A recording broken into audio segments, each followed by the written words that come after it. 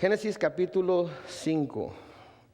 El capítulo empieza con las palabras: este es el libro de las generaciones de Adán. Y cuando hablamos de generaciones, lo que vamos a ver de hecho es una genealogía. Vamos a ver una lista de personas y sus descendientes que nos van a ayudar a comprender un poco más cómo Dios va a empezar a seleccionar ciertas personas para traernos a través de las Escrituras lo que va a ser finalmente el mensaje de la salvación y el desenvolvimiento de todo lo que Él ha planeado desde el principio.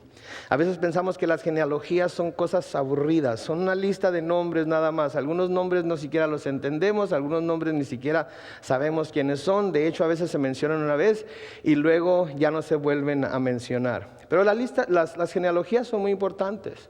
Por ejemplo, por la genealogía que Mateo nos presenta de nuestro Señor Jesucristo, podemos ver que en la genealogía de Cristo hay 5 mujeres. Podemos ver que en la genealogía de Cristo existe una mujer que se llama Tamar, que era nuera de Judá, a través de la cual él tuvo un hijo que vino a ser parte de la genealogía de Cristo. A través de la genealogía que nos presenta Mateo podemos saber también acerca de Rahab, que era una ramera en Jericó, que cuando los hijos de Israel llegaron a Jericó, ella creyó en Dios por lo que el testimonio que ella había recibido de otras partes, de todo lo que Dios había hecho a través del pueblo de Israel, a través del desierto. Y ella ayudó al pueblo de Israel, ayudó a los espías que habían enviado, y podemos ver que ella fue salva por esa fe que tuvo. También en la genealogía de Mateo podemos ver que se incluye a Ruth. Ruth era una mujer moabita, una mujer de un pueblo que de hecho había sido maldecido por Dios y que de hecho Dios les había dicho que no tuviera nada que ver con ellos. Sin embargo, podemos ver que a través de esa genealogía una mujer moabita estaba presente. También en la genealogía que nos presenta Mateo podemos ver acerca de Betsabé, que fue la mujer con la que David cometió adulterio y a través de la cual nació Salomón. Entonces, todas estas cosas que a veces nada más leemos así rápidamente, tienen un significado, porque a través de esas 5 mujeres nosotros podemos ver primeramente que Dios tiene un lugar especial para las mujeres, que Dios les ha dado una posición especial a las mujeres, que lejos de todo lo que se habla acerca del cristianismo y cómo el cristianismo oprime a la mujer y cómo el cristianismo es en contra de la mujer, no es cierto. Dios elevó a la mujer a un nivel que no lo ha elevado ninguna otra religión, ninguna otra cultura como lo hizo en la cultura judía. Dios estableció un orden, pero de todas maneras nunca puso a la mujer como algo menos. Y obviamente fue una mujer, María, a través de la cual el Mesías, el Salvador del mundo, eventualmente nació. Entonces las genealogías son importantes. Y los nombres de las personas tienen significados, ¿verdad? Estaba mirando en un sitio web acerca de los diferentes significados que tienen los nombres. Y pues obviamente, como uno suele hacer cuando busca algo que tiene que ver con el nombre, busca el suyo propio primero, ¿verdad? Descubrí que Carlos quiere decir hombre fuerte, varonil, ¿verdad? No sé ustedes cómo me vean, pero yo creo que es cierto, ¿verdad? Sofía quiere decir sabiduría. Sí. Raúl, por ejemplo, quiere decir guerrero, glorioso. ¿Cuál otro nombre vi? Daniel quiere decir Dios es juez. Hay cómo olvidarnos del nombre de Jesús, que en hebreo es Yahshua. La contracción Ya quiere decir Jehová, es el nombre corto de Jehová, Dios. Y Shua quiere decir salvación, Dios es salvación. Y los nombres que se le dan también por el profeta Isaías y por Mateo también, que es Emmanuel, que quiere decir Dios con nosotros. Entonces los nombres tienen cierto significado. En los tiempos bíblicos se esperaba a que el niño o la niña desarrollara ciertas características antes de ponerle nombre, porque se le quería poner al niño o la niña la característica que manifestaba, que presentaba en la manera de comportarse, de desenvolverse. Así es que muchas veces esperaban un buen tiempo para nombrarlos. Entonces aquí se nos dice en el versículo 1, este es el libro de las generaciones de Adán. El día en que creó Dios al hombre, a semejanza de Dios lo hizo. Y esto es básicamente un recuento de lo que Dios había hecho, de lo que se nos ha estado diciendo desde el principio del libro, en el capítulo 1 y capítulo 2 de Génesis. Y se nos recuerda que Dios creó al hombre a su imagen y semejanza. En el versículo 2 dice, varón y hembra los creó y los bendijo. Y note lo que dice aquí, y llamó el nombre de ellos Adán. Note que dice el nombre de ellos, no dijo el nombre de él, le puso Adán, y a ella le puso Eva. El nombre de ellos fue Adán. Y la razón es por la que simplemente lo que Adán quiere decir es hombre. ¿Sí? Eso es lo que quiere decir el nombre de Adán, hombre. Por eso Dios les puso a tanto el uno como el otro hombre. Por eso cuando hablamos en la Biblia acerca del hombre, el corazón del hombre, la naturaleza del hombre, la pecaminosidad del hombre, no nos estamos refiriendo únicamente al género masculino, nos estamos refiriendo al género humano, incluyendo al hombre y a la mujer, ¿verdad? Pero a veces cuando decimos hombre, inmediatamente lo identificamos con el género masculino y decimos los hombres son los malos, las mujeres son las princesas que todo mundo debe querer y cuidar. Que sí es cierto, pero se está refiriendo al hombre en general. Ahora, empezando con el nombre de Adán, les voy a dar ciertos nombres que se encuentran en esta genealogía y les voy a dar su significado también, para que vayan viendo que cada uno de esos nombres tenía un propósito de ser. Y para que vayan viendo que lo que la Biblia nos dice y lo que la Biblia nos enseña no es un accidente, ni es algo que pudo haber sido ideado por el hombre, porque dentro de la Biblia tenemos cosas que son tremendamente claras, cosas que son tremendamente complejas y cosas que si les damos un poco de tiempo y las estudiamos, podemos ver que Dios tenía un plan en la forma en la que las escribió. Entonces el primer nombre que vemos aquí es Adán.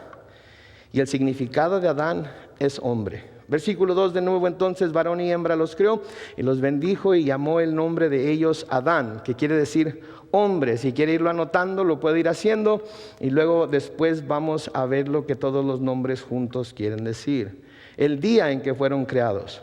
Versículo 3, y vivió Adán 130 años y engendró un hijo a su semejanza, conforme a su imagen, y llamó su nombre Set. Hablamos un poco acerca de esto la semana pasada. Cumplió Adán 130 años y engendró un hijo al cual llamó Set. Ahora sabemos, por lo que ya hemos estudiado, que Adán y Eva tuvieron otros dos hijos que son nombrados en las Escrituras, que fueron Caín y Abel. Pero también debemos recordar que Adán y Eva, cuando fueron creados como adultos, y desde que Dios los puso en el huerto del Edén, estaba ya destinado que ellos iban a procrear y que iban a poblar la tierra. Entonces fueron 130 años en los cuales tuvieron a Caín y Abel, y a través de los otros 130 años tuvieron a muchos otros hijos, según el cálculo que hicimos conservadoramente, diciendo que pudieran haber tenido un hijo cada 3 años, hubieran sumado 43 hijos. Pero en aquel tiempo no había anticonceptivos, en aquel tiempo el mandamiento era poblar la tierra, así es que imagínese usted, en 130 años, cuántos hijos pudieron haber tenido. Entonces ahora aquí a los 130 años nace otro hijo, al cual le ponen por nombre Set.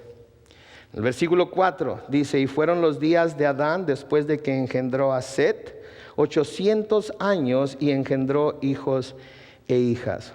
Ahora, el nombre Set, en el capítulo 4 de Génesis vimos que quiere decir sustituto, porque fue el que según Eva iba a sustituir al hijo que mató Caín, que fue Abel. Pero el nombre completo de Set quiere decir designado como sustituto. Y si usted ve la traducción del hebreo al inglés en la Biblia King James o Nueva King James, puede ver ahí que tiene el nombre de designado, ¿sí? Entonces, primer nombre Adán, que es hombre. Segundo nombre Set, que quiere decir designado como sustituto. Y vivió, dice aquí, 800 años y engendró hijos e hijas. Y fueron todos los días que vivió Adán 930 años y murió. Imagínese usted, 930 años de vida. No hay forma en la que nos los podamos imaginar. No hay forma en la que podamos tener una idea de lo que hubiera sido vivir 930 años. Y vamos a ver en los próximos versículos que antes del diluvio, ¿sí?, de lo cual vamos a hablar cuando estemos en los capítulos 6 al 9, la longevidad del hombre era larguísima. Casi 1000 años llegaban a vivir. Vamos a ver a un individuo que se llama Matusalén, que fue el hombre que vivió más que todos los demás. Debemos recordar, sí, algo de lo que ya hemos estudiado, lo que puede ser la razón por esta longevidad que tenían en aquel tiempo. En Génesis capítulo 1, los versículos 6 al 8 nos dice lo siguiente: Luego dijo Dios, haya expansión en medio de las aguas y separe las aguas de las aguas. E hizo Dios la expansión y separó las aguas que estaban debajo de la expansión de las aguas que estaban sobre la expansión. Y fue así. Y llamó Dios a la expansión cielos, y fue la tarde y la mañana el día segundo. La tierra entonces estaba toda cubierta de agua, y llegó el momento en el que Dios separó las aguas y dejó aguas sobre la tierra y dejó aguas por encima del cielo. Entonces separó por medio de la expansión, que es el cielo, aguas que quedaron por encima de ese cielo de las aguas que quedaron sobre la tierra. Lo que quiere decir entonces que esto hubiera creado una clase de bóveda, una clase de globo, ¿sí?, de agua que hubiera cubierto toda la tierra. Y esto hubiera tenido un efecto como de vivero. Sabemos lo que es un vivero, ¿verdad? Un nursery, en donde tienen un cuarto normalmente de cristal, en donde la temperatura es controlada, la cantidad de luz que entra es controlada, todo es, el clima es controlado, de manera que ciertas plantas puedan existir en ella. Bueno, esto hubiera creado un efecto de vivero global que mantendría una temperatura placentera y uniforme en todo el globo terráqueo. Ahora, no había variación de temperaturas, lo que quiere decir es que no había vientos que hicieran el clima demasiado seco, que hicieran el clima demasiado húmedo. De hecho, no había llovido todavía como nosotros conocemos la lluvia, ¿verdad? Y había un ambiente que pudiéramos decir que era un ambiente tropical, con vegetación frondosa en todo el mundo, que sería regada por el vapor que las aguas que había tanto debajo en la tierra como las aguas que estaban sobre el cielo crearían para regar las plantas. Eso es lo que nos dice Génesis 2:6, en donde dice: sino que subía de la tierra un vapor, el cual regaba toda la faz de la tierra. Este vapor también entonces serviría como filtro contra los rayos ultravioletas del sol, que son, como todos sabemos ahora, tan dañinos, ¿verdad? Por eso siempre nos andamos protegiendo, ¿no es cierto? Salimos al sol y nos ponemos nuestro... ¿cómo se le llama esa cosa? Antes le llamábamos bronceador porque el objetivo de ponérselo era broncear la piel. Hoy es para proteger, ¿verdad? Y las mamás siempre andan buscando el número mayor que puedan encontrar para la protección de sus bebés, porque ahora sabemos que la luz del sol puede producir cáncer en la piel. Entonces nos estamos nosotros tratando de proteger de esos rayos solares, de esos rayos ultravioletas, que en ese entonces estaban siendo filtrados por medio de esta bóveda de agua que había. Y eso evitaba que las mutaciones que eventualmente llegaron a la tierra y al ser humano, evitaban que llegaran y acortaran la longevidad de los seres humanos. Pero luego vino el diluvio. Y como vamos a ver cuando lleguemos al estudio del diluvio, Dios abrió las fuentes de la tierra, abrió las fuentes de los cielos, y todo el agua que estaba atrapado cayó sobre la tierra y se inundó toda completamente. Y desde entonces, poco a poco, hemos oído hablar de calentamiento global, hemos oído hablar de la capa de ozono, hemos oído hablar de tantas cosas que han estado sucediendo, que han ayudado a que los rayos del sol, los rayos ultravioleta, causen tantas enfermedades que vemos. Muy bien, versículo 6. Entonces, por eso, esa es una de las razones que se piensa por las cuales la gente vivía tan largo tiempo. Versículo 6. Vivió Set 105 años y engendró a Enos. 105 años. Considerando la cantidad de años que vivían entonces, podríamos decir que era un adolescente cuando se convirtió en papá, ¿no es cierto? Si se vivía hasta los 900 años, a los 105 años se podría considerar un adolescente, ¿verdad? Porque de tanta vida que se tenía, 100 años no era absolutamente nada. Nosotros ahorita, bueno, ustedes los que tienen 50 años y más, ¿verdad? Saben que ya 50 años ya pesan, ¿verdad? Imagínense llegar a los 90, a los 100, 105 y todavía poder tener hijos. Enos, el nombre Enos quiere decir mortal, frágil, miserable. Viene de la raíz hebrea anasá, que puede significar incurable, enfermedad o maldad. Entonces tenemos a Adán, que es hombre, tenemos a Set, que quiere decir designado, y tenemos ahora a Enos, que quiere decir mortal o frágil, o alguna de las otras significados que le di. Versículo 7, y vivió Set después de que engendró a Enos 807 años y engendró hijos e hijas. Y fueron todos los días de Set 912 años y murió. De nuevo, asombroso, 912 años. Vivió Enos 90 años y engendró a Cainán. A los 90 años engendró a Cainán. Significado de Cainán es tristeza o aflicción. ¿Sí? Versículo 10. Y vivió Enos después de que engendró a Cainán 815 años y engendró hijos e hijas. Y fueron todos los días de Enos 905 años y murió. Vivió Cainán 70 años y engendró a Mahalaleel. Noten cómo cada vez van engendrando más y más jóvenes. Se parece a nuestro tiempo también, ¿verdad? Parece ser como que cada vez van engendrando más y más jóvenes, ¿verdad? Entre más jóvenes, en fin. Entonces engendró a Mahalaleel. Note lo que quiere decir Mahalaleel: Dios bendito. Mahalaleel quiere decir Dios bendito. Siempre que vea el nombre de Él antes o después del nombre, en algún nombre, quiere decir que es algo acerca de Dios. Versículo 13, y vivió Cainán después de que engendró a Mahalaleel 840 años y engendró hijos e hijas. Y fueron todos los días de Cainán 910 años y murió. Y vivió Mahalaleel 65 años, nota de nuevo, 65, antes 70, y engendró a Jared. Jared quiere decir descenderá o descendiera. Descenderá o descendiera. Versículo 16. Y vivió Mahalaleel después de que engendró a Jared 830 años y engendró hijos e hijas. Y fueron todos los días de Mahalaleel 895 años y murió.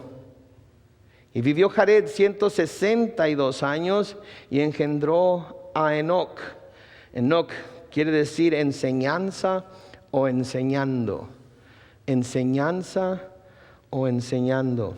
Algo interesante acerca de Enoc es que se puede decir que él fue el primer predicador. Él de hecho fue el primero en una línea de como 4 generaciones, incluyendo a Noé, que se dedicaron a predicar acerca de Dios. Se dedicaron a predicar acerca de las cosas venideras. De hecho se puede decir que él fue el primer profeta, porque en el Nuevo Testamento, en el libro de Judas, se nos dice lo siguiente, en Judas capítulo 1, versículos 14 y 15, nos dice: de estos también profetizó Enoc, séptimo desde Adán, diciendo: he aquí vino el Señor con sus santas decenas de millares, para hacer juicio contra todos y dejar convictos a todos los impíos de todas sus obras impías que han hecho impíamente y de todas las cosas duras que los pecadores impíos han hablado contra él.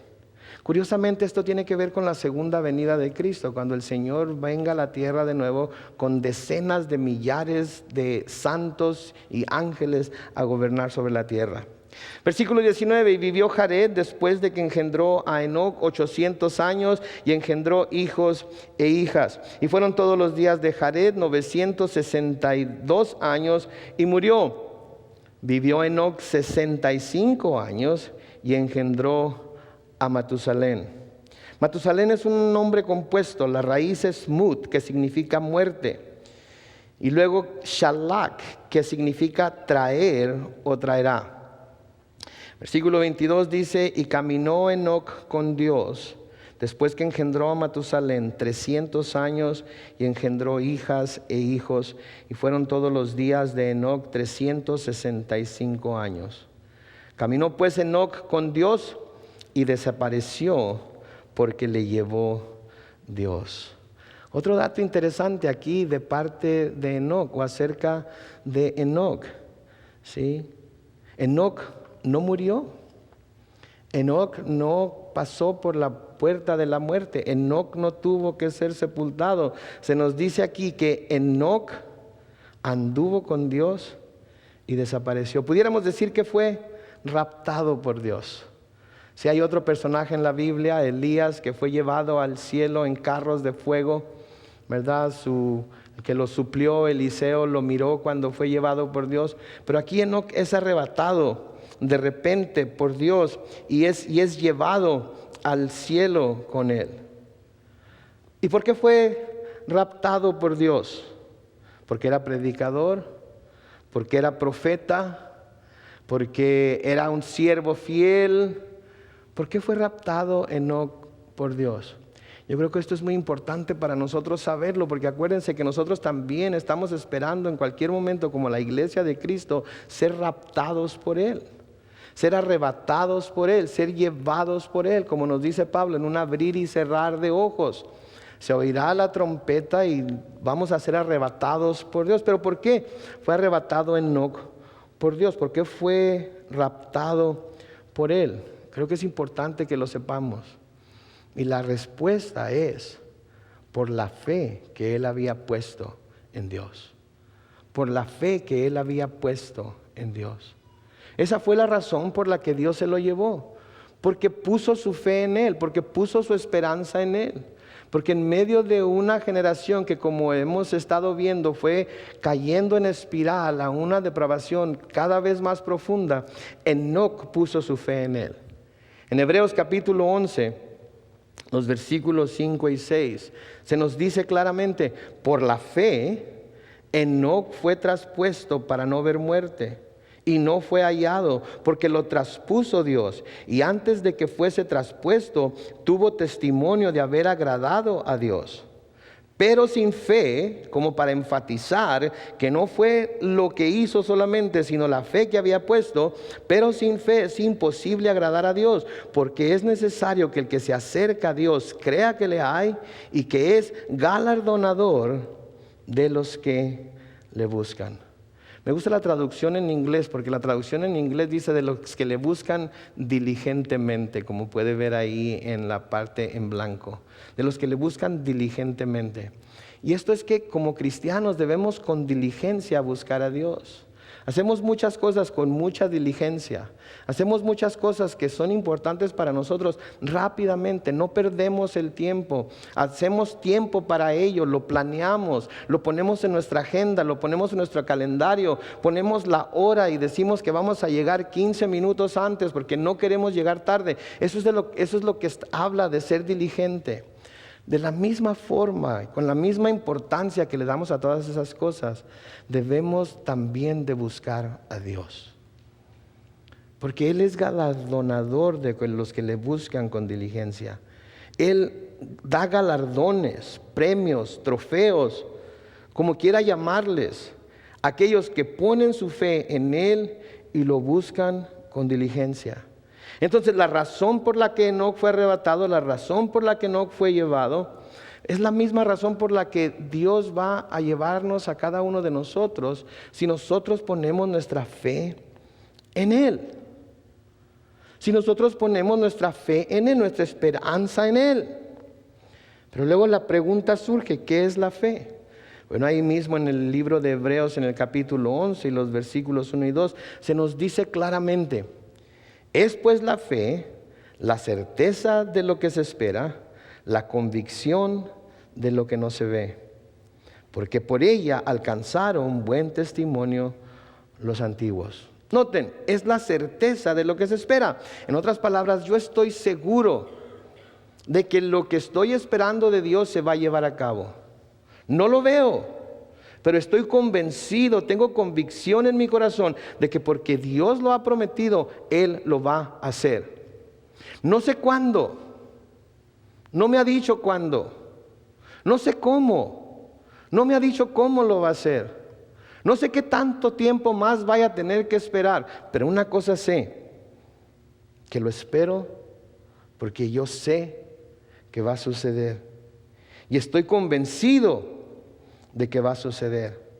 Y eso fue lo que sucedió con Enoc y todos estos antiguos de los que habla el capítulo 11 de Hebreos. La fe en Dios a todos y cada uno de ellos los llevó a hacer cosas por medio de las cuales su fe se manifestó y alcanzaron buen testimonio.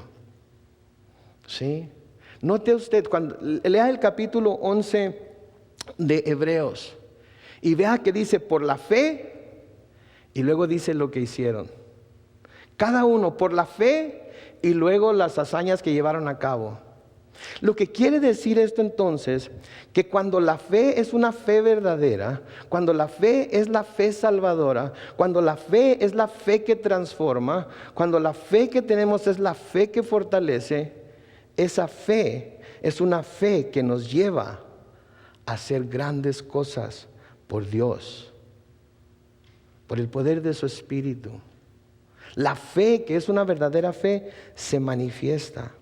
La fe que es solo fe de los labios para adentro no es la fe que salva. ¿Alguna vez ha testificado a alguien acerca de Cristo y quizás la persona le pregunta, bueno, entonces ¿qué se tiene que hacer para ser salvo? Bueno, tienes que creer. ¿Cuántas personas le dicen, yo creo?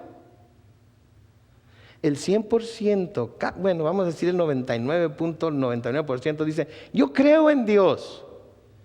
Yo creo en Cristo. Yo tengo fe. Pero luego vemos su vida, vemos las obras, no las sobras, sino las obras, y podemos ver que las obras no manifiestan la fe que dicen tener. Sí, y no estoy hablando del tropiezo casual que todos como cristianos tenemos. No estoy hablando de las imperfecciones que todos como seres humanos tenemos. Estoy hablando de un estilo de vida que no refleja la fe que dicen tener, que no refleja la convicción que dice haber en su corazón. De eso es de lo que estoy hablando. La fe que es solo fe de los labios para adentro no es la fe que salva, porque no hay una manifestación de esa fe. Y así como en el capítulo 11 de Hebreos, todos aquellos que están en el salón de la fe, como se le llama, por su fe hicieron ciertas cosas, sufrieron ciertas cosas, pasaron por ciertas cosas. Así la fe que verdaderamente es fe que salva, la fe salvadora, se manifiesta de los labios para afuera, y esta nos lleva a hacer cosas por Dios, en Dios y para Dios. Y estas cosas son las que dan testimonio de que nuestra fe es verdadera. Eso es lo que hace que nuestra fe sea verdadera. Eso es lo que manifiesta delante del mundo que nuestra fe es fe salvadora y no nada más una fe de labios. Porque nuestra vida, nuestras obras deben de manifestar esa fe. Deben de ser un reflejo de esa fe. Lo que hacemos, lo hacemos por fe en Dios. Lo que damos, lo damos porque tenemos fe en Dios. Cuando damos de nuestro tiempo, cuando damos de nuestro ser, lo damos porque tenemos fe en que la promesa de Dios que nos dice que Él nunca no se va a olvidar de nuestra obra de amor y Él va a darnos galardones por nuestras obras, no salvación, galardones, lo creemos de tal manera que hacemos obras que ameriten esos galardones.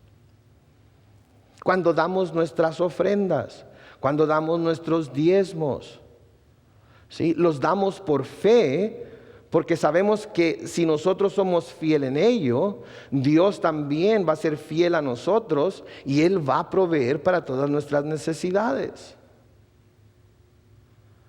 ¿sí? La fe se manifiesta en nuestras obras. Yo creo que Santiago lo dice mejor que cualquier persona lo pudiera decir.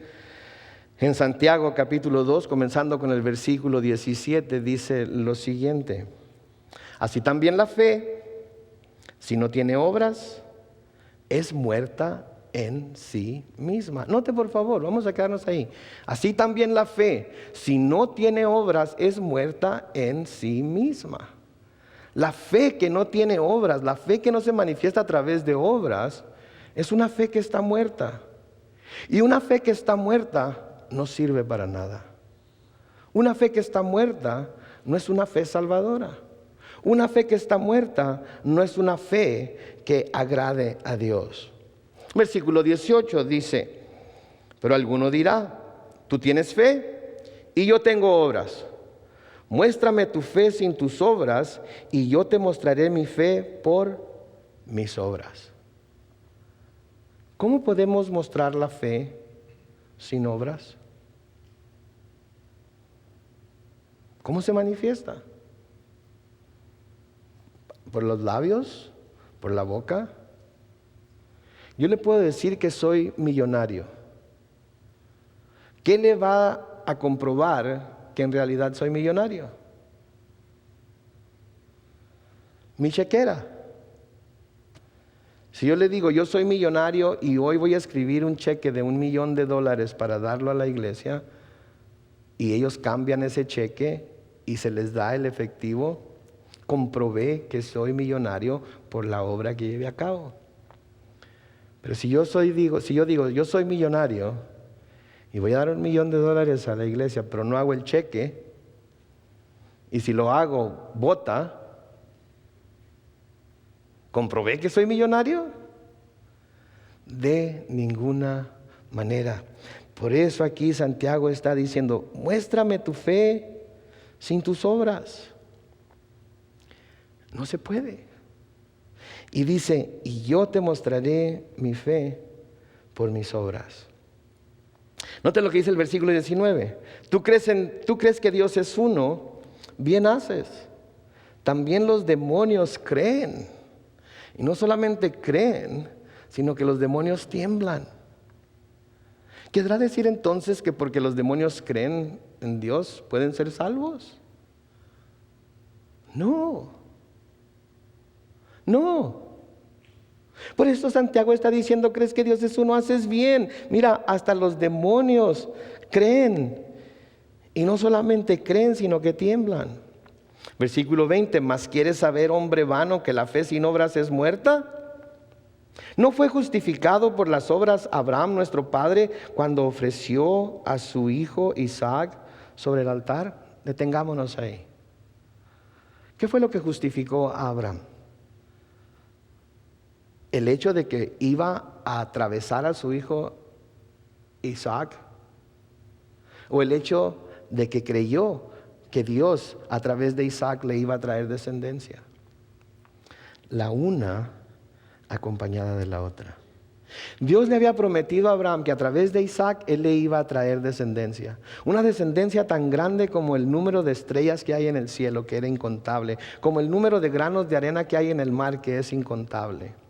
Sin embargo, Dios le pide a Abraham que tome a ese hijo a través del cual él le prometió descendencia y que lo mate. Abraham tomó a su hijo, tomó leña, tomó fuego y fue al monte que Dios le mostró. Ató a su hijo sobre el altar, puso la madera, ató a su hijo sobre el altar y levantó la mano con la daga, y cuando iba a dejar caer la daga sobre el pecho de su hijo, Dios le dijo, hey, Abraham, espérate. Ahora veo que no me negarás nada, ni siquiera a tu propio hijo. Abraham mostró fe en tomar todas las cosas que iba a necesitar para el sacrificio e ir al monte en donde iba a sacrificar a su hijo.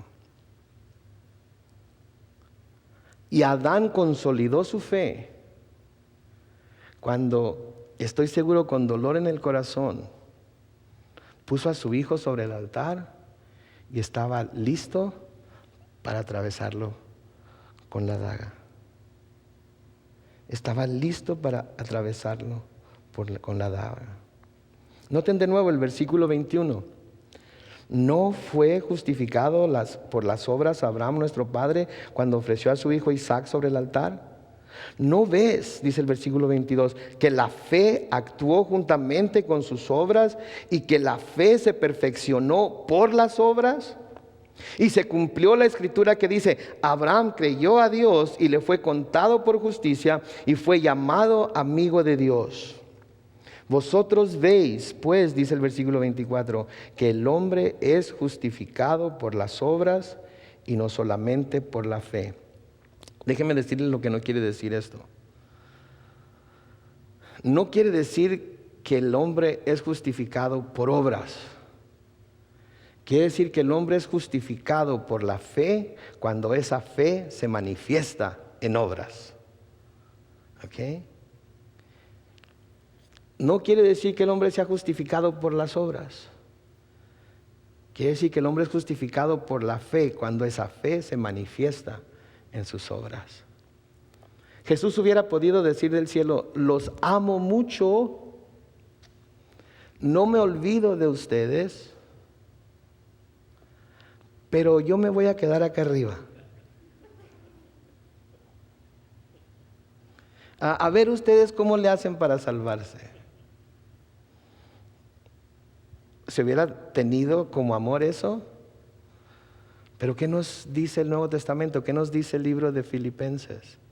Nos dice que siendo en forma de Dios, no miró el ser igual a Dios como cosa a que aferrarse, y se humilló a sí mismo, descendió del cielo, mostró su amor en que siendo aún pecadores, entregó su vida sobre la cruz para salvarnos a nosotros. Así de la misma manera es de lo que estamos hablando aquí. Entonces Abraham creyó a Dios y le fue contado por justicia y fue llamado amigo de Dios. Vosotros veis pues que el hombre es justificado por las obras y no solamente por la fe. Así también, versículo 25, Rahab la ramera no fue justificada por obras cuando recibió a los mensajeros y los envió por otro camino, porque como el cuerpo sin espíritu está muerto, así también la fe sin obras está muerta. Así también la fe sin obras está muerta. Entonces, así como Enoc, nosotros también, nuestra fe nos debe llevar a mantenernos siempre ocupados en los asuntos de nuestro Padre Celestial, en los asuntos del reino, en aquellas cosas que manifiestan que nuestra fe es verdadera y no solamente de labios para afuera, solamente de labios para adentro. Sabemos que un día el Señor va a venir a arrebatarnos a nosotros también, así como Enoc. Así que debemos procurar, como Enoc, caminar con el Señor, sabiendo que un día de estos nos va a suceder lo mismo que a Él le sucedió. Pero ¿sabe qué? Aun cuando no sucediera como con Enoc, aun cuando tuviéramos que pasar por la muerte, aun cuando tuviéramos que dejar este cuerpo aquí en la tierra y ser sepultados, qué hermoso, ¿no cree? Que se pueda decir de cada uno de nosotros esto, que caminamos con Dios y luego desaparecimos porque fuimos llevados por Él. Que yo quiero que esto, si llego a morir, yo quiero que se pueda poner esto en mi tumba. Yo quiero que esto se pueda poner en mi lápida, o en lo que me pongan, en el trozo de madera que van a poner ahí en donde me vayan a enterrar, o en donde vayan a poner mis cenizas. Yo quiero que pongan: Carlos Alvarado caminó con Dios y desapareció porque le llevó Dios. Yo quiero que ese sea mi epíteto, se dice. Yo creo que eso sea lo que me describa una vez que me haya ido, que digan: Carlos caminó con Dios y se lo llevó. Terminó su obra y se lo llevó. Así es que no tenemos que esperarnos y hacerlo porque quizás vayamos a ser arrebatados. Tenemos que hacerlo porque eso es lo que queremos por lo que debemos ser conocidos. Amén. Versículo 25 de Génesis 5 dice, vivió Matusalén 187 años y engendró a Lamec. Lamec significa lamento o desaliento. Y vivió Matusalén después de que engendró a Lamec 782 años y engendró hijos e hijas. Fueron pues todos los días de Matusalén 969 años y murió. Este fue el hombre que vivió la mayor cantidad de años en toda la historia de la humanidad. Por eso se dice cuando algo o alguien está ya muy viejo, que está tan viejo como Matusalén. ¿Nunca han oído eso? Estás más viejo que Matusalén. O sea que ya muérete. Ya se te pasó tu tiempo. ¿Verdad? Por eso lo usan. Versículo 28 dice, vivió Lamec 182 años y engendró un hijo. Y llamó su nombre Noé, diciendo, este nos aliviará de nuestras obras y del trabajo de nuestras manos, a causa de la tierra que Jehová maldijo. Y el nombre, el significado del nombre es aliviar, o aliviará, o alivio. Versículo 30 dice, y vivió Lamec después que engendró a Noé 595 años y engendró hijos e hijas. Y fueron todos los días de Lamec 777 años y murió. Y siendo Noé de 500 años, dice el versículo 32, engendró a Sem, a Cam y a Jafet. Este Noé es el que va a construir el arca en la cual se va a salvar él y su familia, en la que se van a salvar del diluvio que va a acabar con todo ser viviente sobre la tierra. Y podemos ver aquí que a través de Adán y Eva y a través de sus hijos, a través de los siglos, a través de todo el tiempo que vivieron, engendraron hijos e hijas. Hay quienes estiman que para este tiempo ya había millones de personas en la tierra. Y hay quienes han sacado la cuenta de todas las edades de estos personajes y han determinado que habían pasado cuando mucho 4,000 años desde que Adán y Eva habían nacido. No millones y millones de años como se nos quiere decir a veces, sino como 4,000 a 5,000, cuando mucho 6,000 años. Y les voy a dar más información de eso la próxima semana cuando comencemos con el capítulo 6. Pero algo interesante, repasando los nombres que vemos aquí en esta genealogía y dándoles el significado. Adán quiere decir hombre, Set quiere decir designado, Enos quiere decir mortal, Cainán, tristeza o aflicción, Mahalaleel quiere decir Dios bendito, Jared, descendiera, Enoc, enseñando, Matusalén, muerte traería, Lamec, desalentado, Noé, alivio.